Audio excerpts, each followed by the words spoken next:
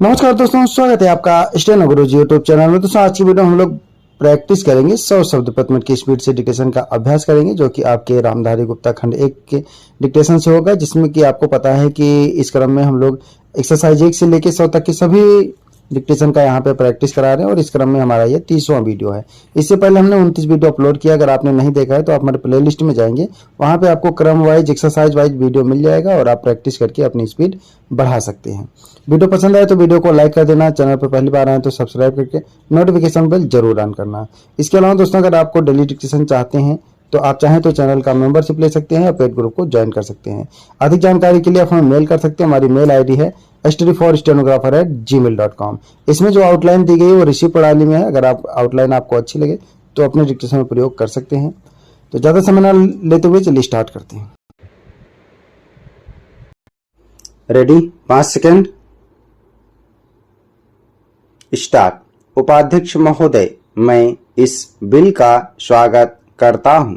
मुझे दुख है कि कई माननीय सदस्यों ने, जिन्होंने पता नहीं किस कारण से कहा तो यह कि वे इस बिल का स्वागत करते हैं, लेकिन वास्तव में इसका विरोध करने का उन्होंने प्रयत्न किया है। आखिर इस बिल में कौन सी ऐसी चीज है जो कि हिंदी को कोई एक विशेष स्थान दिलाती है? मैं पहले ही इस चीज को साफ कर देना चाहता हूं कि मैं उन लोगों में से नहीं जो कि हिंदी के लिए कोई विशेष स्थान चाहते हैं। मुझे तो ऐसा लगता है कि जो सदस्य महोदय ऐसा कहते हैं कि इस बिल के द्वारा हिंदी को कोई विशेष स्थान दिया जा रहा है, उन्हें वास्तव में हिंदी का इतिहास मालूम नहीं है। हिंदी कुछ उन लोगों की भाषा है जो राष्ट्रीय विचार के थे, जिनका कि राष्ट्रीय आंदोलन में बहुत हाथ था। उन्होंने इसका प्रचार किया। यह ध्यान देने की बात है कि राष्ट्रीय आंदोलन के समय में हिंदी की एक ही संस्था नहीं थी, बल्कि दूसरे राष्ट्रीय विद्यालय भी थे और महात्मा गांधी के आदेश के अनुसार वे राष्ट्रीय विद्यालय काम करते थे। उनके द्वारा भी कुछ डिग्रियां और उपाधियां आदि बांटी जाती थीं। अब इन विद्यालयों द्वारा उपाधि बांटने का काम, जो कि उनके द्वारा पहले से किया जा रहा है, उसी को इस बिल के द्वारा यदि जारी रखा जाता है तो मेरी समझ में नहीं आता कि कैसे कुछ लोग यह समझ लेते हैं कि इस बिल द्वारा हिंदी को कोई विशेष स्थान दिया जा रहा है। मैं नहीं समझता कि इसमें हिंदी को कोई विशेष स्थान दिए जाने की बात है, और जैसा मैंने पहले निवेदन किया, मैं उन लोगों में से नहीं हूँ जो कि चाहते हैं कि हिंदी को कोई विशेष स्थान दिया जाए, लेकिन मैं एक बात अवश्य उन लोगों से पूछना चाहता हूँ। जब भी उन्हें अवसर मिलता है, किसी न किसी तरीके से एक ऐसे राष्ट्रीय निश्चय का, जो कि आज नहीं बल्कि आज से कई वर्ष पहले लिया गया था, उसका विरोध करने के लिए तैयार रहते हैं।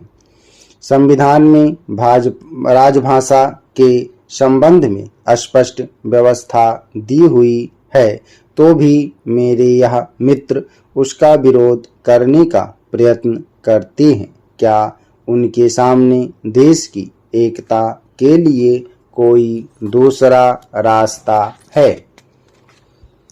उपाध्यक्ष महोदय, हम सभी यह मानते हैं कि आज ऐसे समय में जबकि देश के सामने बहुत कठिन समस्याएं हैं, यह सदन और एक महत्वपूर्ण प्रश्न पर विचार कर रहा है। माननीय प्रधानमंत्री जी ने आज जो भाषण इस सदन में दिया है और जो अपील उन्होंने राष्ट्र के नाम प्रसारित की है, उसके लिए हम उनको हृदय से धन्यवाद देते हैं।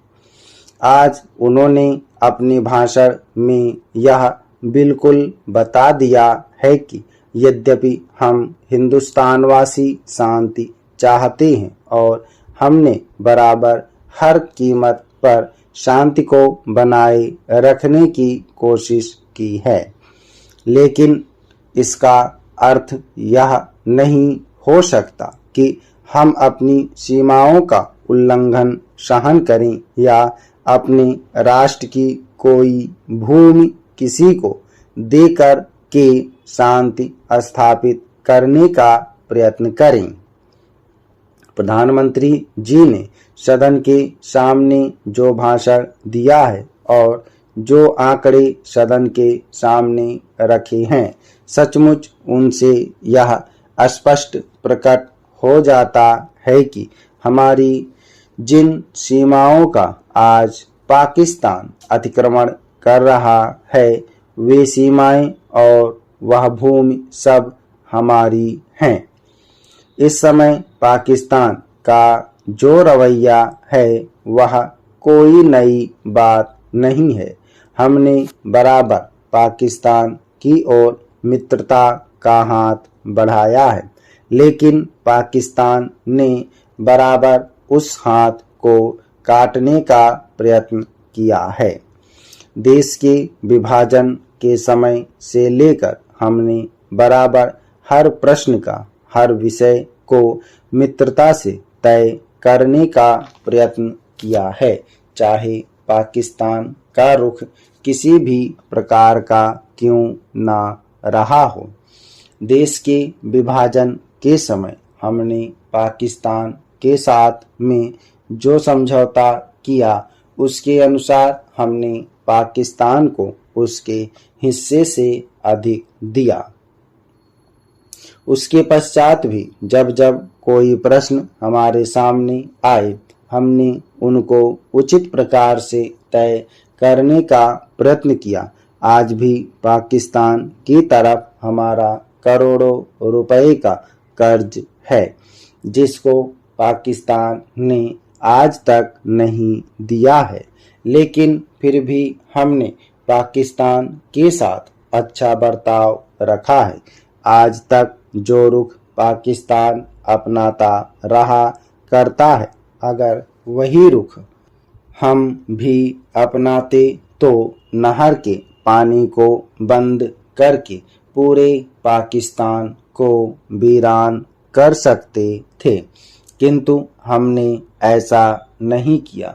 एक देश के साथ दूसरे देश के संबंध आपसी सद्भाव और नैतिकता के आधार पर ही स्थापित रह सकते हैं।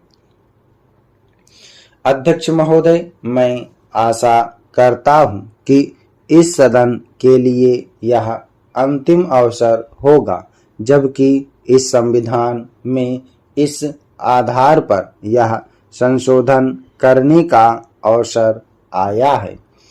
इसलिए मैं आशा करता हूं कि इसकी जड़ में जाने के लिए हमारे सदन को और सरकार को एक हिम्मत होगी।